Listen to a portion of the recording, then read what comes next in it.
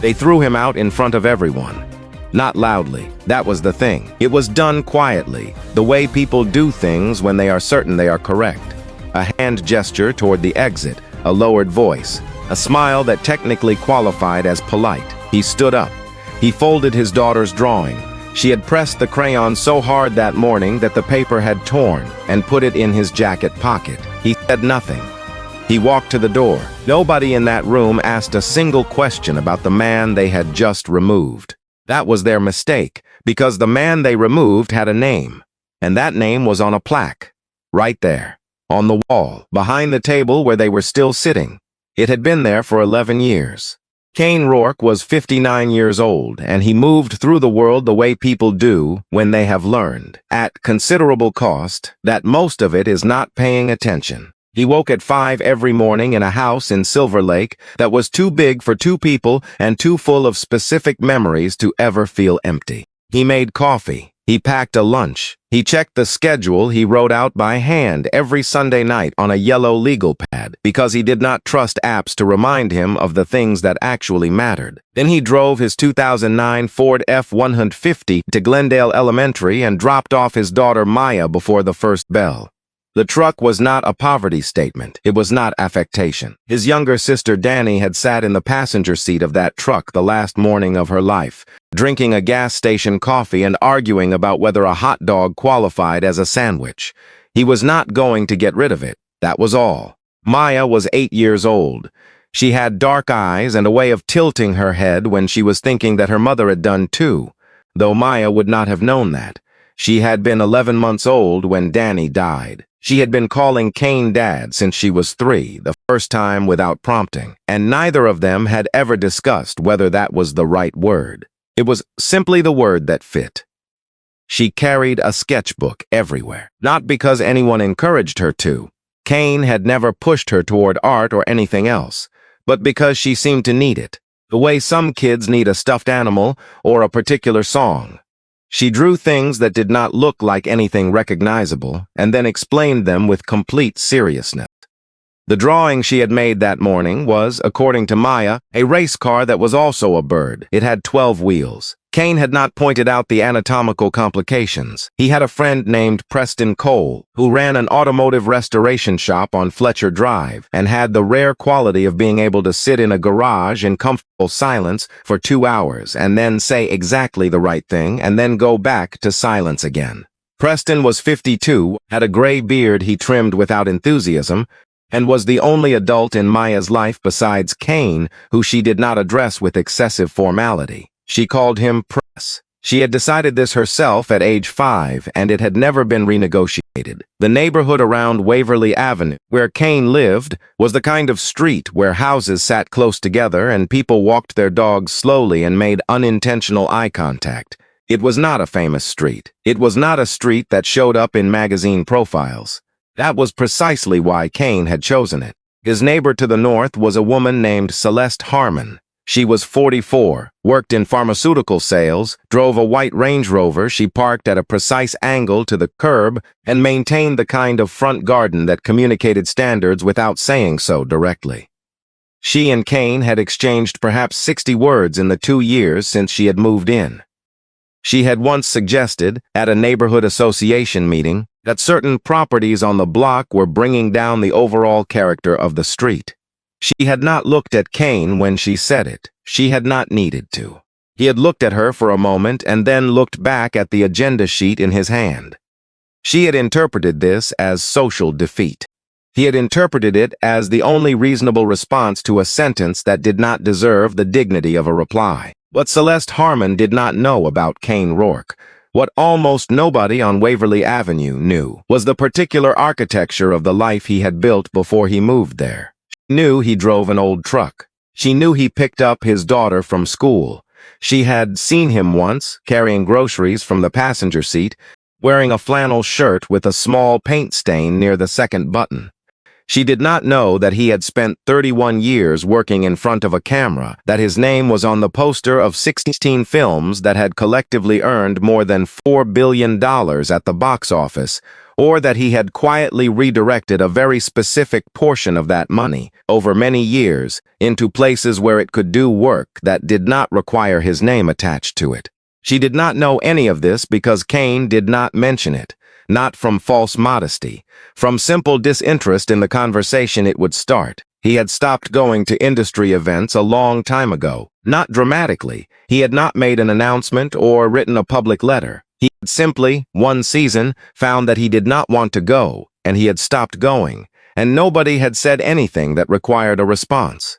He still worked. He chose carefully. He showed up on set the way he showed up everywhere, present, quiet, prepared, and slightly more patient than the situation seemed to require. It was Preston who first mentioned the salvage auction. They were in the garage on a Friday evening, eating sandwiches, while Maya did her homework at the workbench, her sketchbook open beside the math worksheet in a way that suggested the math was losing. Preston had heard from a contact that a private collection was being liquidated out of a storage facility in Burbank, an estate settlement. The executor needed the lot cleared by the following Wednesday. 40-something vehicles, mostly unremarkable. Kane said he would go Saturday morning. Preston said, "You're not going to find anything." Kane said, "Probably not."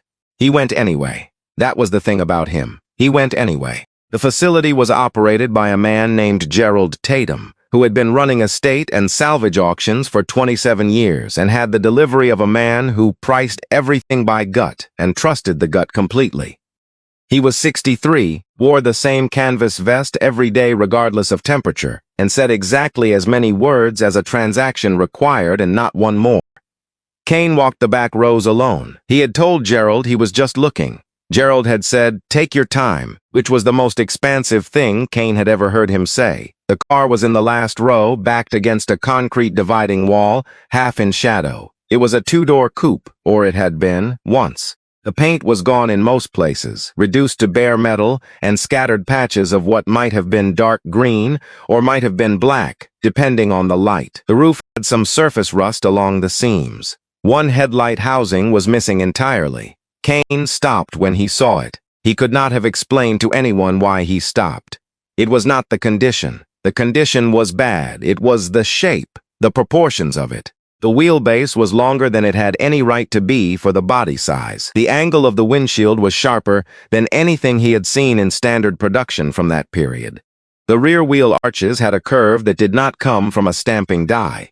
He could see that without touching. Somebody had thought about this car for a very long time. He put his hand on the rear quarter panel without making a conscious decision to do so. The metal was cold. Through the grime and the surface oxidation, he could feel the bodywork, not pressed, not stamped by machine, but shaped and finished by hand. It was a subtle difference. To someone who had spent 30 years around vehicles the way Kane had spent them. Not as a hobby he had never mentioned in interviews, because it was too real to share. The difference was unmistakable. Gerald appeared at the end of the row. "That one's $150. Take it today or it goes to the crusher Thursday." Kane stood still for a long moment. He thought about the electricity bill. He thought about Maya's tuition payment due the following week. He thought about the fact that he could not articulate, under any reasonable cross-examination, why he was standing in a salvage lot in Burbank at 8:45 in the morning, with his hand on a rusted car he knew nothing about. He paid the $150. When he opened the driver's door to check the interior before arranging the tow, a fragment of a decal peeled away from the lower edge of the door frame and drifted to the ground. He picked it up and put it in his jacket pocket without examining it. He would look at it later. He did not know why that felt important. It did. The tow home was slow and slightly undignified. Preston's flatbed trailer, the chain, the coupe drifting behind at 12 miles an hour, with its dead steering requiring constant minor corrections. They turned onto Waverly Avenue at 9:53 in the morning. By the time they reached Kane's driveway, there were at least 5 people watching from various distances. The couple across the street on their porch. A woman walking a terrier who had simply stopped walking. 2 teenagers on skateboards who had paused mid-street to observe. Celeste Harmon was at her front gate. Kane did not see her immediately. He had his attention on guiding the trailer. but he heard her clearly. She was speaking to the woman beside her, a neighbor from 3 houses down, and she was not speaking quietly. I genuinely cannot tell if he's serious or if this is some kind of art installation. She paused. The poor kid, growing up watching her father drag junk home like this. Kane put the truck in park. He got out. He walked to the back of the trailer and began unfastening the chain from the tow hitch, working methodically, without hurry. Maya had come out the front door when she heard the truck. She was standing at the edge of the driveway in her socks. She had forgotten shoes. With her sketchbook under one arm, she heard what Celeste said. Kane could see from the slight stillness that moved through his daughter's shoulders that she had heard it. Maya looked at Celeste for exactly 1 second. Then she looked at the car. She tilted her head the way she did when she was thinking. He hesitated inside to get her shoes. Then she turned and went inside to get her shoes. Kane finished unhooking the chain. He did not look at Celeste. He did not feel the need to. That night, after Maya was asleep, Kane went to work. He set up 2 LED work lamps in the garage, put the small radio on the shelf between the ratchet sets and the socket organizers, and began cleaning the car methodically. From the bottom up, from the back forward, slowly enough to see what he was dealing with. A solvent cloth on the floor of the driver's footwell brought away decades of grime in long gray sheets. Underneath, stenciled into the bare metal of the floor pan, was a chassis number. He looked at it for a long time. It was not a format he recognized. The prefix was 7 characters, beginning with the letters E, R, and A, followed by a 2-digit number and 2 more letters. He photographed it with his phone. He ran searches for 40 minutes and found nothing definitive in any public registry. He reached into his jacket pocket and took out the decal fragment from the door frame. He held it under the work lamp.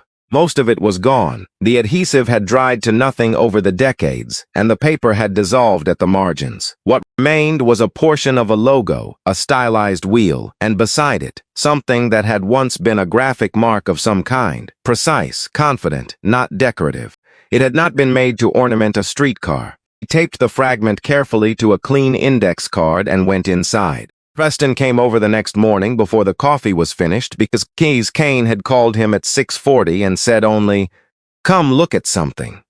Preston was under the car on a rolling creeper for 6 full minutes without speaking.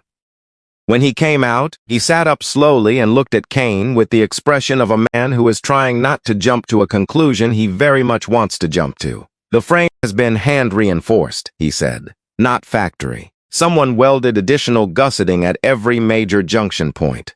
That is not a weekend project. That is months of skilled work by someone who knew exactly what they were doing." He walked to the front of the car and leaned into what remained of the engine bay. He stayed there for a long moment. When he straightened up, his voice was more careful. "Kane, the block has been machined, bored out and machined by hand. This is not a catalog engine. This was built for something specific, and whoever built it had serious knowledge and serious money." Kane had already photographed the suspension geometry. The setup was wrong for a streetcar, specifically wrong in the way that indicated custom endurance race configuration. The springs had been fabricated, not sourced, made. That afternoon, Kane found a forum, an old text-heavy site with almost no photographs, populated by people who had been using the same usernames for 15 years and cared more about accuracy than traffic. Created an account. He uploaded photographs of the chassis number, the suspension components, the body lines, and the decal fragment. Described what he had found in plain, precise language and asked if anyone recognized any element of it. By the following morning, there were 53 replies.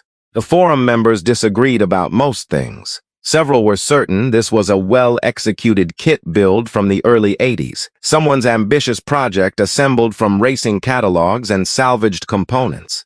Others were not certain. 3 members, who identified themselves as having professional backgrounds in motorsport documentation, were considerably less settled. One of them, posting under the name Heiser Trench, wrote, "If that chassis prefix is authentic, you are looking at something that has been on a list in this community for a long time, a very specific list." Another member sent a private message. It said, "Stop posting public photographs. I am not being dramatic. Trust me on this." Kane printed the thread and put it in a folder. That evening, Maya came into the garage after dinner and sat on the overturned plastic crate that was her usual observation post when she wanted to watch him work. She had her sketchbook and she was drawing something. She drew for a while without speaking. Then she said, "Does the car have a name?" Kane considered this. "Not yet." "You want me to pick one?" She looked at the car seriously. She looked at it for a long time with her head tilted slightly to the left as though the answer was in the shape of it rather than in any word. Then she said, "Dagger." Kane set down the polishing cloth. He was still for a moment. He looked at the rear quarter panel, at the way the body line cut back from the wheel arch with an angle that was sharp and precise and deliberate. He said, "That's a good name." He went back to work. Maya went back to drawing. On the fourth day, Kane was working on the B-coupe on the driver's side when he noticed the paint was thicker there than anywhere else. He took fine grit paper and began cutting through it carefully, treating the surface the way you treat something you are not certain you should be disturbing. Beneath the black, he found a layer of deep metallic red, a specific shade, slightly warm, not a standard production color. He worked more carefully, removing material in thin passes, examining what the passes revealed. And then, on the inner face of the pillar, hidden completely when the door was closed, he found it. A stamp, pressed directly into the steel, not a plate, not a sticker. A physical mark hammered into the metal with a die. A number, and beside it, a stylized signature. 3 letters connected, rendered in a design that had been deliberate and personal. He photographed it. He searched for 2 hours. At 1:30 in the morning, he found a match, a digitized archive of an automotive trade publication from 1981, a profile piece on an American endurance racing team that had operated out of the desert Southwest during the mid-70s and early 80s. The team was described as technically innovative beyond what was commercially viable at the time. The article mentioned, in 2 paragraphs near the end, that several prototype vehicles built by the team had been either destroyed or dispersed when the organization folded in 1984 following the death of its lead engineer.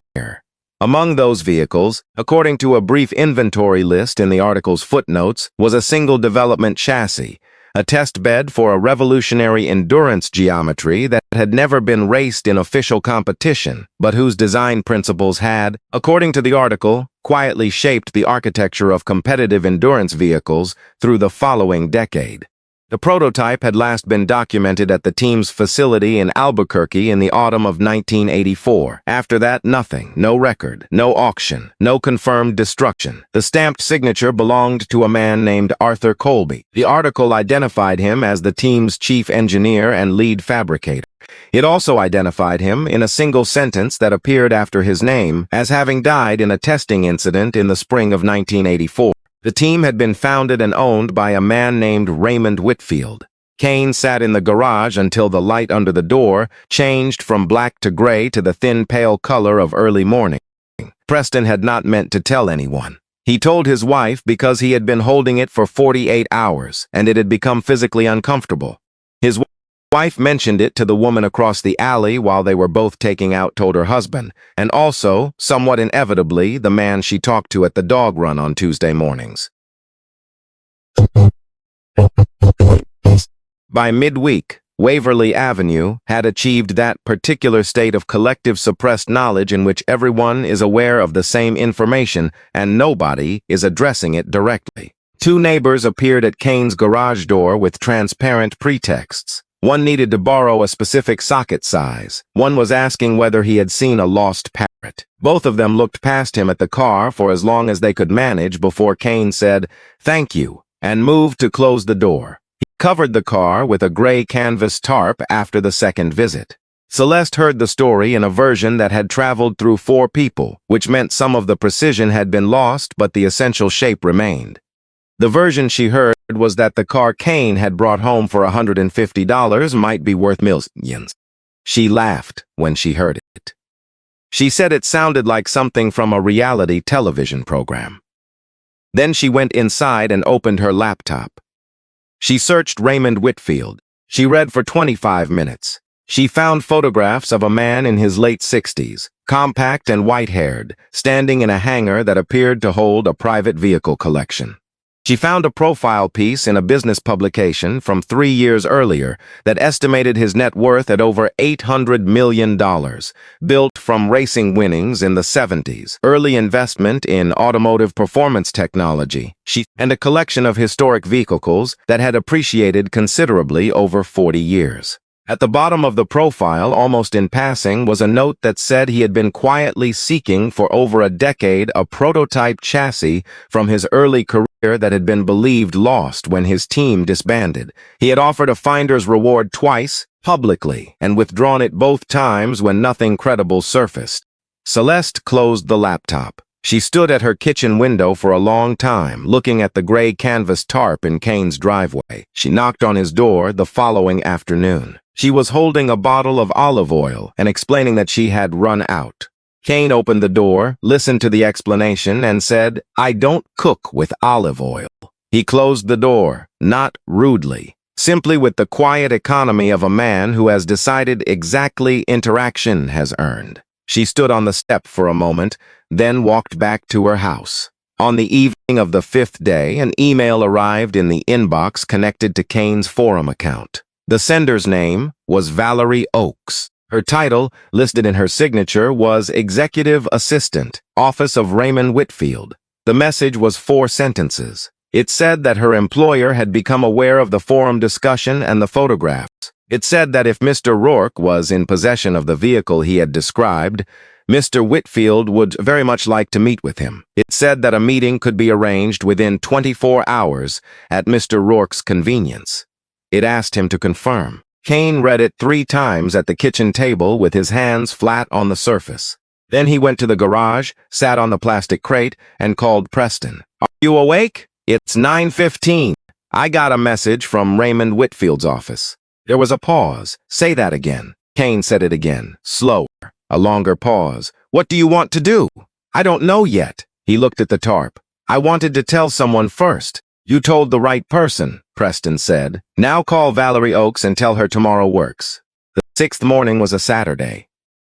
Kane woke at 5, made coffee, packed Maya's breakfast even though there was no school, because the routine was the structure of their days, and he did not dismantle structure without a reason. He put on a dark blue flannel shirt that had no visible damage. He was briefly aware of how this decision appeared from the outside. He did not reconsider. Maya asked over breakfast, "Is someone coming today?" "Maybe." She looked at him. "Is Dagger going to stay?" Kane looked at his daughter for a moment. "Let's see what happens," he said. Preston arrived at 8:45 without being invited, because he understood that some things require a witness. He brought coffee in a paper carrier and had the expression of a man who has a quiet, private bet and is trying not to show it. The dark green SUV pulled to the curb at precisely 10 o'clock. Kane was already standing in the driveway. From her front window, 3 houses north, Celeste Harmon watched the vehicle arrive. She had been at the window for 20 minutes. Her coffee was cold. Raymond Whitfield did not look like a man who was accustomed to being surprised. He was 68 years old, compact, with white hair, cut close to his head, and hands that had the particular look of decades of mechanical work. Not soft, not decorative. His assistant Valerie came in behind him with a portfolio under one arm, and behind her, a man in a gray suit who Kane placed immediately as legal. Raymond walked directly toward the garage. He stopped when he saw the tarp. He did not wait for Kane. He walked to the tarp and looked back at Kane. Kane nodded. Raymond reached out and pulled the tarp back slowly, the way you remove something you are not certain you are ready to see. He stood very still. His hands, at his sides, were not moving. He walked around the car, both hands extended at intervals, fingertips occasionally touching the surface. He said nothing. Kane stood near the garage door and did not speak. Preston was just inside the garage entrance, occupying the position of someone who is present without being part of the conversation. Raymond stopped at the rear of the car for a long time. When he spoke, his voice was level and quiet and gave nothing away except that he had needed a moment to get it that way. "I thought it was gone," he said. "For 40 years, I thought it was gone." Kane said, "You know this car?" Raymond turned and looked at him directly. "I built it. Started in 1973. Took my chief engineer and me nearly 3 years. We were trying to prove something. A geometry theory Arthur had been working on since before I met him. The map was right. The theory was right. The car was right. He paused. We never got to race it in official competition. Arthur died in April of 1984 during a test session in the desert. And 6 months later, when the team folded and the facility was being cleared, I was told the prototype had been destroyed along with most of the development records. He looked back at the car. I believed it because I needed to stop looking for it. He walked to the driver's side and crouched slowly to look at the B-pillar. He examined it for a long time without touching it. Then he pressed one finger to the stamped signature in the steel and held it there. He stayed that way for what felt like a full minute. Arthur put his mark on everything he built by hand, he said at last. He said a craftsman should sign his work the way a painter signs a canvas. He stood. He was 29 years old. He never saw a single one of his designs race, but what he designed went into the architecture of endurance vehicles for the next 15 years without his name on any of it, because nobody knew where the ideas had come from. He paused. I knew, and I failed to make that known the way I should have. Kane said, "What happened to the car, if it wasn't destroyed?" Raymond shook his head slowly. Someone must have moved it before the facility was cleared, or it was never in the main warehouse. I sent people to look twice in the years after. Eventually, I stopped because the looking was costing more than I could afford to keep spending. Not financially, just. The looking cost something I couldn't keep affording. He looked at Kane steadily. How did you find it? Kane told him. He did not edit the story or give it more drama than it had. He said he had come to the auction for general interest. He said the car had been in the back row, scheduled for the crusher. He said he had noticed the proportions and that the shape of it had made him stop and put his hand on it before he had made any conscious decision to do so. Raymond listened without interrupting. When Kane finished, he asked, "Why did you pay for it?" It looked like nothing from the outside. Kane took his time. There was something in the lines, the way the body was shaped. It didn't look like something that had happened by accident or by catalog. It looked like something someone had thought about for a very long time and then built with their hands. He paused. I don't always know why I know it, but I know it. Now, Raymond looked at him for a moment. Arthur used almost exactly those words the first time he showed me the initial drawings. He said, "This is a shape someone thought about before they built it. You can feel that in a car." He looked at the bodywork. He was right, and apparently it carries. The garage was quiet in a specific way, the particular quiet of a moment by two people simultaneously, and neither of them in a hurry to move past it, and neither of them is in a hurry to move past it. Maya appeared at the garage door. She was in her good shoes and had her sketchbook in one hand. She stood at the threshold, not coming in, just looking. Kane turned and said, "Come here." She came in carefully and stood beside her father. She looked at Raymond. Raymond looked at her. She looked at the car, then at the old man, then back at the car. She said, "We named it Dagger." Raymond's expression changed in a way that was very small but impossible to miss if you were paying attention. He looked at the car. Something moved through his face. He looked back at the girl and said, "That's a good name for it." Maya considered this seriously. "It looks like something that cuts the air," she said. "That's why." Raymond nodded slowly, as though she had confirmed something he had already suspected. Valerie stepped forward quietly and opened the portfolio. Inside was a document. 1 page, clean, direct, and at the top of the page a number, $1.2 million. Raymond said, "That reflects what it is and what it represents. I don't negotiate things like this. You can say no, you don't have to answer today." Kane looked at the number. He looked at his daughter. He looked at the car, at the rear quarter panel, at the particular curve of the wheel arch, at the stamp on the pillar that was visible now that the door was open. He did not answer immediately. He spent that evening in the garage after Raymond and Valerie had gone, sitting on the plastic crate, not doing anything in particular. Preston had stayed for an hour and then left because he understood that the conversation that needed to happen was not the one between the two of them. Kane thought about Danny. She had kept a notebook full of sketches, vehicles mostly, but not technical drawings, impression sketches. The way a person draws something they love rather than something they are documenting. There was one shape she had drawn over and over in slightly different versions. A low coupe, steep windshield, rear wheel arches that looked carved rather than pressed. He had looked at that drawing many times without knowing what car she had been drawing from. Now, sitting in the garage with the lamp on and the radio off, he thought that she might not have been drawing from memory at all. She might have been drawing from imagination, imagining something she had only read about in a single, obscure article. In a library archive she had never mentioned to anyone. He thought about the name Maya had given the car without knowing any of this, without knowing about Danny's notebook, without knowing about Arthur Colby or Raymond Whitfield or the Desert Southwest or 1984 or any of it. He picked up his phone and called Valerie Oakes. "I have 2 conditions," he said. "Both of them are non-negotiable. If Mr. Whitfield agrees to both, then yes." She said, "Tell me." "First, the car goes somewhere public, not a private collection, a museum, an institution, somewhere people can walk in off the street and see it. I don't care which one as long as it's accessible." He paused. "Second, Arthur Colby's name's on the information panel in full, and the engineering is explained in plain language, not technical language for enthusiasts. Plain language that a person with no background in racing can read and understand what he built and why it mattered. His name prominently. His works explained honestly." He waited. Valerie said, "I'll relay this to Mr. Whitfield immediately." 8 minutes later, she called back. "He agrees to both conditions. He also wants to add something of his own. He wants Maya's name on the panel as well. The person who named the car should be recorded, because the car has a name now and that name is part of its history."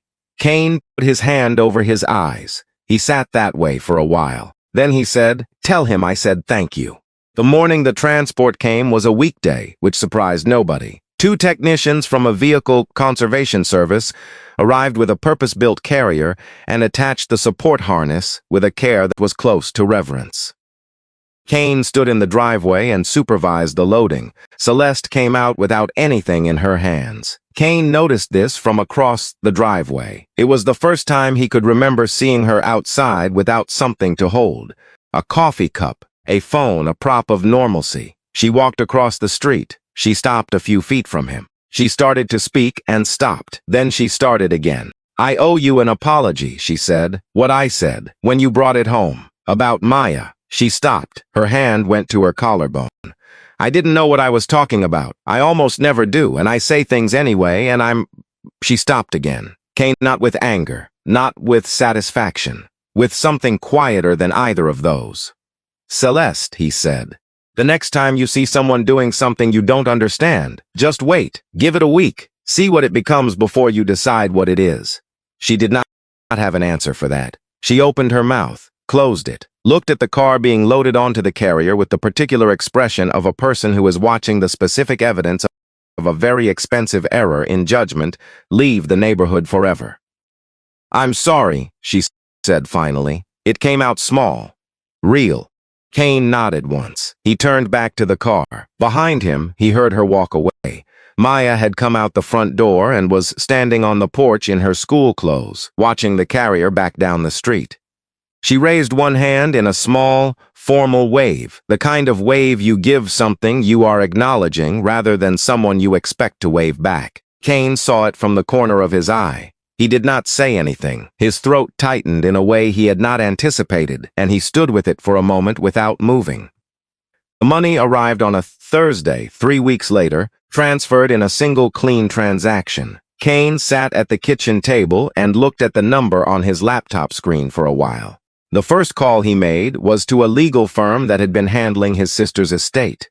A small remaining matter, a creditor claim that had been unresolved for years, a number that had sat in the background of his finances like a low, unignorable hum. He paid it in full in a phone call that lasted 6 minutes. When he hung up, he sat in the quiet kitchen for a moment. The feeling was not triumph.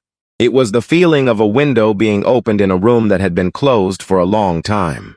Bought Maya new shoes. She had been wearing a pair that were a size too small for 2 months because she had not complained and he had not noticed in time. He bought her a professional sketchbook, the kind with heavy paper and a real binding, because the composition notebooks she had been using were already warping from how hard she pressed. He put money into Preston's shop without discussion of terms. Preston argued on principle for approximately 4 minutes and then accepted, also on principle. They agreed to add a second lift and take on an apprentice. Preston said the apprentice would have to be good. Kane said that was Preston's problem to solve. The rest went into a fund he established through a community foundation, structured to provide financial support for children in foster care or informal guardianship situations whose educational costs were falling through the gaps in existing programs.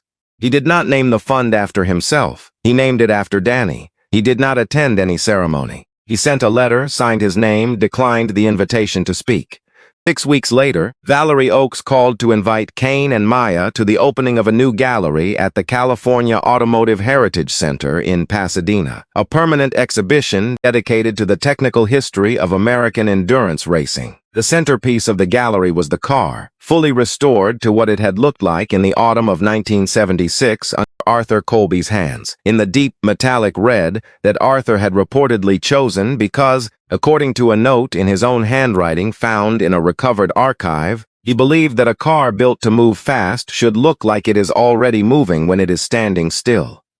Kane drove them there on a Friday evening. Maya wore her good shoes, the new ones, and brought her sketchbook because she brought it everywhere, and also because she had been planning, for several weeks, to draw the car one more time from life.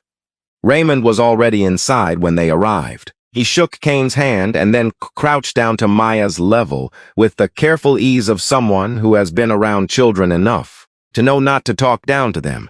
He said, "I understand you named her." Maya said, "It looked like a dagger, everything sharp and fast." Raymond said, "That is exactly what Arthur designed it to be." The car was in the center of the gallery under calibrated lighting, suspended on a low platform, the full length of it visible from every approach.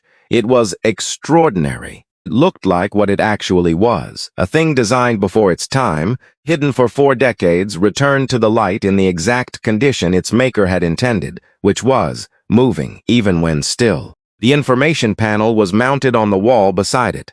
Arthur Colby's name was large and prominent. The engineering was described in plain language. The geometry theory, the years of work, the influence that had traveled forward through subsequent vehicle designs without attribution for 40 years. Below that, it had been found on a salvage auction by a man who recognized something in its proportions had walked past.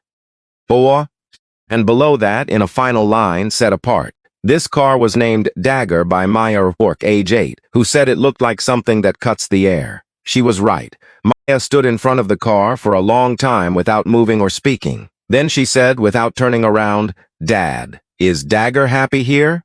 Kane stood behind her, looking at the car. He thought about Arthur Colby spending years building something he believed in, alone, in the desert, dying before he saw any of it race. He thought about 40 years in a salvage row. He thought about an 8-year-old girl in a garage on a Saturday morning tilting her head at a shape and listening for its name.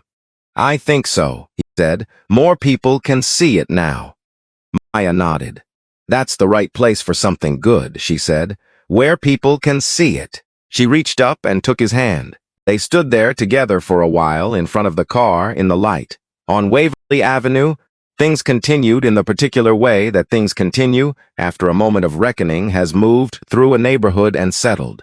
Celeste Harmon did not move out. She did not perform a transformation. What she did was quieter and more durable than either of those things. She stopped speaking before she had finished thinking. It was a small change. The people around her noticed it, though none of them said so directly. She put a note in Kane's mailbox 3 weeks after the gallery opening. It said, "I looked up the exhibition. I read the panel.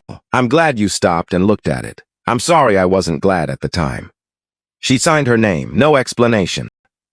Kane read the note at the kitchen counter. He put it in the drawer where he kept things he was not going to throw away. Kane kept the truck. He kept the radio on the shelf between the ratchets and the socket sets. He kept the 5 o'clock mornings and the yellow legal pad on Sunday nights and the Friday evenings in the garage with Preston and the sandwiches and the coffee. He did not become a different person. he became was more settled in the person he had already been, the person who knew with increasing and unshakable certainty that the things worth attending to rarely arrive with announcements. That value and worthlessness are often separated by nothing more than the willingness to stop, to look carefully, and to trust what your hands tell you when you put them on something real. He still talked to Danny sometimes. Not out loud. In the way you continue a conversation with someone who is gone, not from inability to accept the absence, but from the understanding that some conversations don't conclude. They simply change form, he thought. In those quiet moments, that she would have known the car. She would have walked straight to it in the back row of that salvage lot, and put her hand on the rear quarter panel and said, simply, I know this shape. I've always known this shape. He thought she would have loved that Maya named it. He thought she would have approved of the 150. This story is a work of fiction created for entertainment and reflection. All characters, names, institutions, and events are fictional or used fictitiously. Any resemblance to real persons or events is coincidental. This story is not intended to represent any real individual or organization.